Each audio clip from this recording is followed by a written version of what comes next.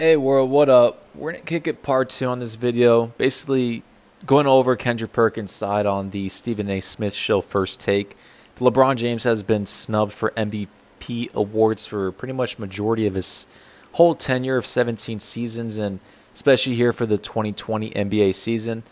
We all know Giannis Antetokounmpo won the award. On my side, it was it was the perfect award to give to him, alongside with the Defensive Player of the Year award. Giannis deserved both awards wholeheartedly. Um, Best record in the NBA. He was the Player of the Year award. He averaged over 30 a game, dominating both offensively and defensively, and he's pretty much the most dominant force in the NBA. LeBron James was at two. I don't think he was a close second. I think if I had to give this in percentage-wise out of 100, I would have gave this 65% to Giannis, 35% to LeBron James. So LeBron James got around 16 votes overall. I think he should have got a little more from the media, but no, this wholeheartedly deserved to Giannis Antetokounmpo. And LeBron James was not a close second. He was pretty much kind of a distance at number two, because Giannis, it was just his year. LeBron James is valuable, of course, but yeah, this award was just deserved to Giannis. Again, a regular season award. So Kendrick Perkins is all buoyed up as a booth thing for LeBron James, alongside with Nick Wright and Shannon Sharp. So let's jump in.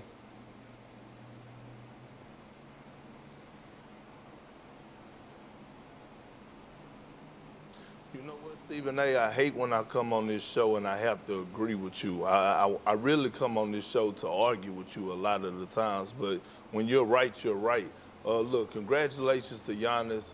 Do I think he should have won the MVP? No, I said he's the most dominant player. If you want to go on analytics and all these PERs that this new age has came up with, and oh, he set records like, you know, Kareem and Bill Russell and Wilt Chamberlain and all that. But when you talk about the most valuable player, you got to look at the situation. And my most valuable vote was LeBron James. I mean, if you just think about the impact that he had on this Los Angeles Lakers team, number one in the tough Western Conference. You had multiple guys, his peers, guys that was not on his team.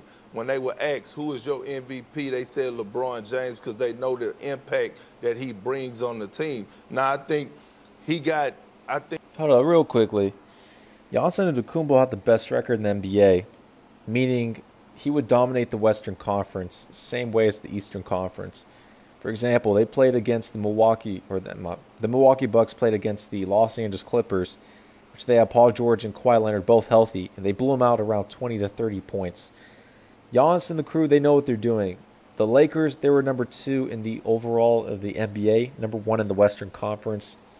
But the thing is, LeBron James really put his foot off the gas for this season. The beginning of the season, LeBron James pretty much wanted Anthony Davis to fit in, because this is a contract year, his first year, and LeBron James wants to be quote-unquote as the great teammate to pretty much lure Anthony Davis to re-sign with them. So meaning LeBron James would pretty much wanted to play point guard, pretty much just feed Anthony Davis in the post or in the perimeter and get Anthony Davis rolling.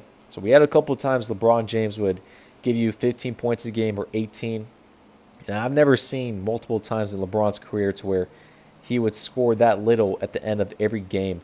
I guess this is kind of a new direction for LeBron, playing the point guard position as he's kind of aging in place. But LeBron James didn't really crank it up until the middle to the end of the season. Especially in the end of the season before Corona, he cranked it up to where he was beating the Clippers and the Bucks. And that narrative started to rise, because Giannis pretty much was number one in MVP, and no one was even touching him the whole season to compete with him. So the media, they had to make that narrative for LeBron James to be a second to close number one. And LeBron was getting that narrative for the media, I'm not going to lie. But he was getting that narrative. But for LeBron James, pretty much, he couldn't get it going. Corona hits with quarantine. And basically for that, since the bubble started, he had his last 8 games in the regular season. And the last games of the regular season, he pretty much put his foot off the gas. So LeBron is where he is. Giannis deserves it. Let's jump in. Think that what ended up happening was that because he have another top 5 guy in Anthony Davis, that he got discredited a lot, and guys said that he had AD, and that probably persuade people from voting for him.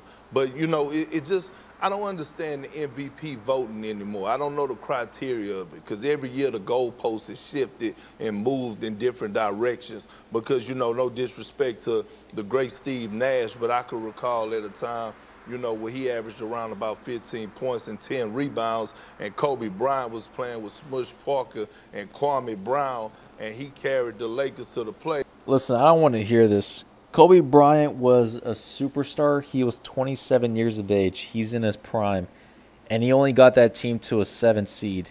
Now, I know he played with a bunch of bums on his team, but the thing is, Kobe Bryant traded away Shaquille O'Neal, the best player in the NBA pretty much.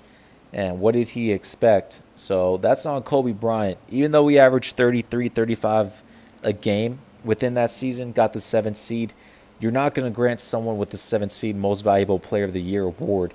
We've seen T-Mac. We've seen, you know, players average around 30 or so, and there's a reason why they didn't get the MVP award. It's determined on how many wins you win and your impact. Kobe had the impact, but the wins weren't enough within there. And during those years, Dirk Nowitzki deserved it in 2007. Trying to think, Steve Nash won it, I believe, in 2006, and that's whenever Shaquille O'Neal, it was a good debate, either Steve Nash or Shaquille O'Neal. 2006, Kobe Bryant missed the playoffs, I believe. I think in 2005 he missed the playoffs. 2006 he lost in the first round, and then 2007 he lost in the first round as well. But as a 7th seed, no sir. Playoffs averaging around 35 points a game, and he was the clear-cut MVP at the time, but they said that Steve Nash was the most valuable because what would he be without the Phoenix Suns? I said, well, look at the talent that he had around him. He had better talent than what Kobe had. So, you know, I don't know the criteria for the MVP no more. I don't know because it gets shifted. Well, Mr. Kendrick Perkins, let me walk you through that. The MVP award is very simple. You're the most valuable player, and it's pretty much that and the mix of the Player of the Year award. So it's very simple. Let me walk you through for the last decade, because Kendrick Perkins thinks that LeBron should have won it pretty much 8 or 9 times in his career. And it's very simple. I agree with the NBA fans, the NBA voters out there. They've been right for the last decade or so, and kind of going a little further. But let me break it down for you guys. 2010, we had LeBron James, 61-21 record, best record in the Eastern Conference, dominant. He deserves it. No one denies that. A couple Kobe fans, they kind of want to throw Kobe should have won it. Kobe could have been number 2, number 3, but not number 1. 2011, Derrick Rose deserved it. Youngest player, he was his 3rd year, best record in the Eastern Conference, and dominating as a star player. Number 2 was LeBron James within there, but he had a bunch of trouble with the Miami Heat of getting things started. It's kind of some drama and chaos, but LeBron had a fine season. It wasn't his best. But for LeBron James in the season of 2011, he pretty much formed a super team. So I know a lot of fans and media were pretty much hating on him, but Derrick Rose deserved that. 2012 and 2013, LeBron James wholeheartedly deserved it. No debate. As a champion. 2014, it was either KD or LeBron. LeBron was at 2, but KD deserved that because Russell Westbrook was out the last 30 to 40 games of the season. And there's more of a load on KD, pretty much bringing his team to a 2nd seed in the Western Conference. And he was averaging over 33, 35 a game. 2015, we had Golden Boy Steph Curry. I thought James Harden pretty much should have won that award since everyone was expecting the Rockets to be around 7th, 8th seed, maybe a 5th or 6th. But he got him to the 2nd seed, and Dwight Howard was out the last 40 games or so, or 40 or 50 within the season. So he had to put more of the load on him. And with him and Kevin McHale on the crew, crazy how they won to the 2nd seed. So that's debatable on 2015, but I mean, I'm fine with Golden Boy Steph Curry winning, 67-15 record, came out of nowhere, and he was dominating the league. 2016, 73-9 record for the Warriors. Steph Curry won it, no debate. That was pretty much the greatest regular season performance of any player of all time. 2017 was either Harden or Russell Westbrook. Pretty much my case on that. Harden, he had a great case. I thought he should have won it the whole season, but pretty much Russell Westbrook won at the very end. He had that game winner on the Denver Nuggets. He averaged a triple-double. Storyline was pretty much on for him, and you got to give it to him because, again, it's the Player of the Year award mixed with MVP. So I think percentage-wise, James Harden was 48%, and then 52% was Russ. It was very close, but Russ beat him out. 2018, easily James Harden. There was not a close second. 2019 was easily Giannis. James Harden was a second, but Giannis was just dominating both. I think Giannis should have won Defensive Player of the Year award and a mix with MVP in 2019, to be honest. But 2020, we finally got Giannis as Defensive Player of the Year and regular season MVP. Deserved it wholeheartedly. LeBron was at number 2, but LeBron was not a close 2. He was pretty much 35% LeBron, 65% Giannis. So out of those 10 right there, I wholeheartedly agree on every single one of them. Every single year is because it is. Because one can make a case that when LeBron James was in the Eastern Conference, he could have won it 8 straight years in a row. But hey, who am Like I just said, Kendrick, no, sir. LeBron in Miami for majority, yeah. But when he came back to Cleveland, he brought a bunch of chaos, drama, anarchy. And as a regular season award, no, sir. In 2015, you somewhat could have made a case, but you had Harden, Steph Curry. And you have a bunch of other young players right here that are pretty much dominating and impacting the franchises like Curry, Harden. You had Kevin Durant from time to time. Now you're having a new generation of Giannis. And it is what it is. LeBron's always, he's been to 8 straight finals, so it shows the end goal. But the thing is, this is a regular season award at MVP. LeBron doesn't go all hard in the regular season. There's a bunch of young players. They're going to win the awards, and they're going to go hard because they're young. They need to have accolades, endorsements, is what it is. They have the athletic prime. But for LeBron, he has to save himself. So, I mean, it is what it is. That's why we always see MVP awards. They're always in their around 24 to 29 years of age, kind of in that mix usually. I'm out to say it, but, you know, congratulations to Giannis. I'm pretty sure he could celebrate it at his crib, hold a press conference at his house, because that's where he at right now. And LeBron James, we worrying about the bigger things. He going to get that.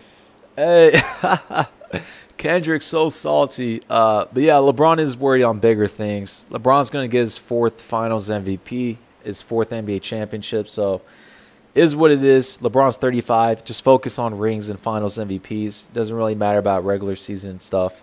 But I'm going to leave it on there. Again, Giannis deserved the MVP award, no doubt about it.